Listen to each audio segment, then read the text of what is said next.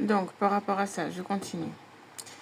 Donc, le vecteur de matrice a un nombre quelconque de dimensions. Il est défini par un tableau de nombres ou une application multilinéaire dont les composantes se transforment en manière spécifique lors d'un changement de repère. J'avoue que même moi, la définition, là, elle ne me parle pas du tout, ça ne me dit rien du tout. Et ce qui est intéressant par rapport à cette définition-là, en fait, donc ordre 1, ordre 2, ordre 3, donc c'est ça que je dis, c'est donc la notion de tri, euh, moi je vais appeler ça la tridimensialité, donc il y a donc cette notion de trois directions, et cette, maintenant peut-être que je me trompe au niveau des tenseurs, je découvre cette discipline scientifique, mais je vois plus ou moins. Et donc, il y a donc cette notion, et c'est pour ça que je fais le lien avec les équations paramétriques, parce que les équations paramétriques, elles permettent de repérer un objet dans un espace tridimensionnel. Donc, situer l'objet dans un espace tridimensionnel, et les équations étaient relatives à ça. Moi, j'ai déjà expliqué par rapport à ça, donc déjà, ça a été utilisé pour pouvoir situer et créer une carte stellaire, donc situer les étoiles et leur périodicité pour pouvoir créer un calendrier Kami. C'est pour ça que j'en arrive là, parce que ça veut dire que le calendrier, c'est pas juste un calendrier, c'est quelque chose de profondément scientifique, mathématique et physique extrêmement complexe. La deuxième chose, c'est que donc c'est les équations paramétriques. Moi, j'arrive à visualiser ce que c'est justement parce que quand on dessine, les dessinateurs, n'importe quelle personne qui maîtrise le dessin, le fait inconsciemment. C'est pour ça que je dis que le dessin, c'est vraiment un art extrêmement complet, dont toutes les dimensions et toutes les applications que ça te permet d'acquérir, sans t'en rendre compte. Et danser, c'est la même chose. Donc finalement, quand j'ai dit apprendre les mathématiques, la trigonométrie et tout ça, donc l'énergie du cercle, hein, c'est pour ça que j'ai montré la représentation du génome mitochondrial à travers la danse. C'était une manière plus ludique de bien permettre à l'individu d'acquérir les notions mathématiques, et tout le monde trouverait ça chouette en fait, les mathématiques, parce que je sais qu'il y a plein de gens qui n'aiment pas les maths. Moi j'aime bien les maths depuis que j'ai expliqué, j'adore les maths, mais c'est peut-être la manière dont ça c'est enseigné qui n'est peut-être pas forcément bonne. Et donc en physique, pour décrire les forces et les déformations de milieu de courbure. Et donc voilà, en fait c'est la substance de ce qu'on va appeler la relativité générale. Donc ça décrit les forces, les déformations de milieu ou la courbure de l'espace-temps ou la courbure de l'espace-temps en relativité générale. Donc c'est pas juste les calculs, là c'est la représentation graphique. Et c'est pas anodin, c'est pas une petite information. Là, je pose la chose là, je l'ai déjà fait plusieurs fois, je suis obligée de le refaire parce que c'est pas une petite information. Voilà. C'est posé. Et c'est ça que j'avais expliqué au tout début que je traînais sur TikTok, parce que j'avais confondu le nom du gars. C'était l'effet Doppler. L'effet Doppler, c'est ce qui permet de comprendre de manière graphique euh, justement cette notion de tenseur et de la représenter euh, dans comment ça s'appelle, sur une surface 2D.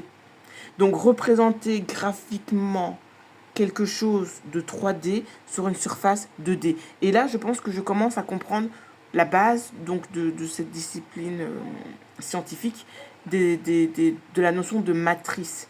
Parce que la matrice, c'est une duplication. Et vous savez, quelque chose d'autre qui fait ça, c'est en cristallographie, c'est la réflexion. Donc la réflexion de la lumière. C'est ce qu'elle fait un peu. C'est le mécanisme qui est produit, mais sans les équations et tout ça, très compliqué. Mais c'est ce que ça fait. Ça, mais là, et donc du coup, pourquoi Hathor a le symbole du miroir?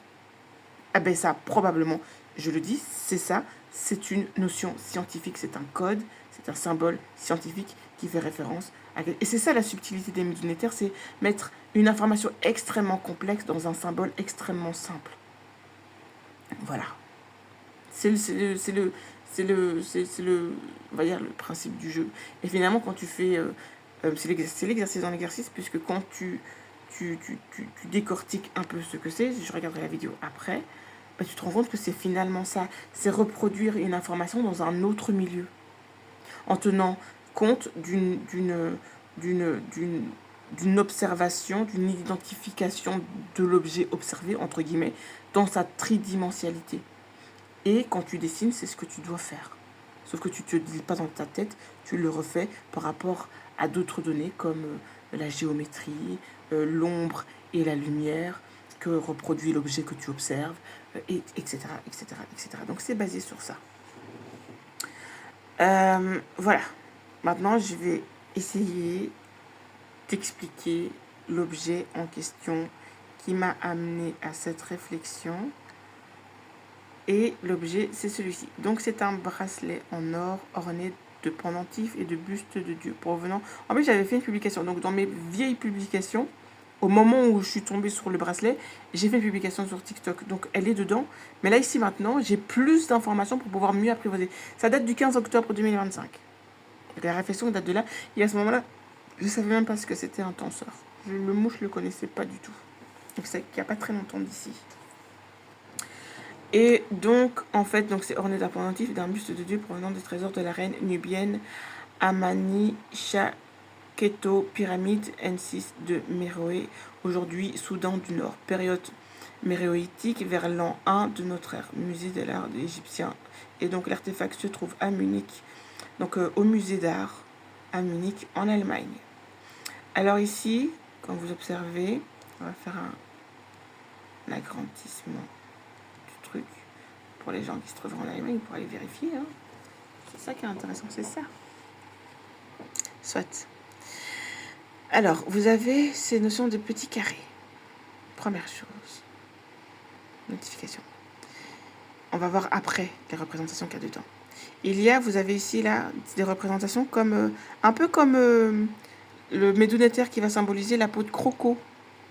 Parce que c'est ça, hein, une peau de croco, c'est organisé, structurellement organisé comme des les trucs sur les toits, ça s'appelle des tuiles, voilà. Comme des tuiles un peu, donc l'un sur l'autre, mais ou comme des écailles, ou comme des écailles de reptiles, comme des écailles de poissons. Et puis donc autre symbole. Vous avez ici un espèce de rectangle un peu arrondi avec un disque au-dessus. T'as vu? Ah, tiens donc, comme c'est bizarre. Vous avez ici le losange. Et le losange, il a une subtilité, regarde. Je te montre. Tu vois la flèche? Tu descends, tu montes, tu descends, tu montes, tu descends, tu montes. Et si tu prends de l'autre côté, tu descends, tu montes. C'est le double serpent. C'est le double serpent.